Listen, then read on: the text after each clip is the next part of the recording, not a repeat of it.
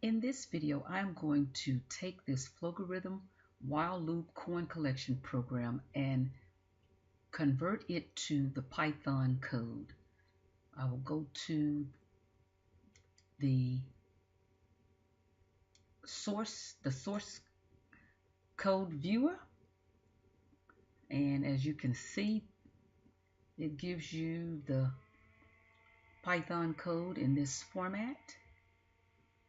Next, I will click the Save button and make sure we're saving it under the Python,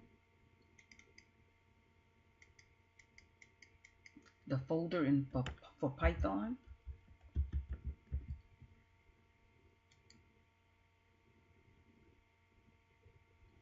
And next, we're going to open up the Python code. This is the program that it created in Python. We're going to open it up. You go to Edit with Idle and choose the latest version of Idle.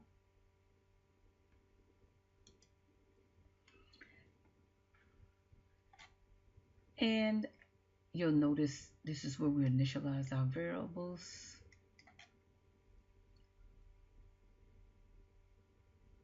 Now, in this program, the first step would be to make sure that all the statements end with a semicolon. Please don't forget to do that. That is a requirement, not an option in my class.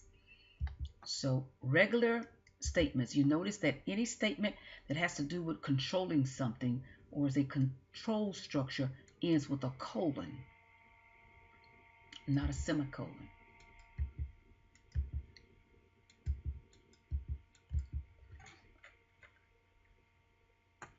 Remove statements with the string, especially if the objects or the variables that it was used to display the results for is either an integer or a float. Change this to format. The format template always says format, no blank spaces between, just the parentheses, the variable or the object that you're going to be formatting, followed by how you're going to format. I put the 2D to represent that this is an integer, and the D represents the integer kind of format. Likewise, when we get ready to write down the total coins for the total number of days, format, and we're going to also copy the 2D. So let's go ahead on and be sure to remove any blank spaces except between the comma and the format specifier. Make sure this is format. And to make it easier in terms of separating the items, use the shortcut method for printing.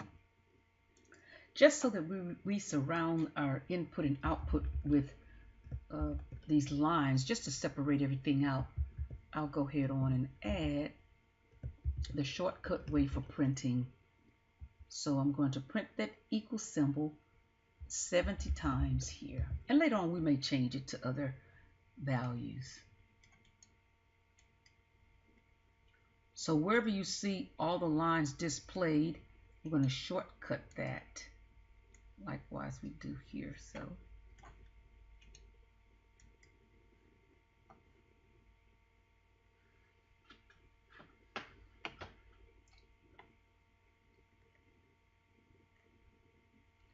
and as you can see, the comments extend outside of this line, so just make it a little bit larger, or longer rather.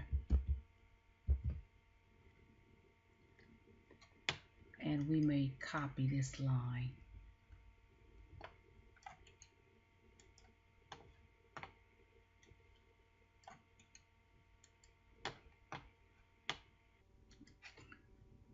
I always add extra statements or comments lines in my Python program. This is especially important for the beginner who does not have any background in programming, so that that individual will understand where statements start, where they stop, the overall impact of these statements.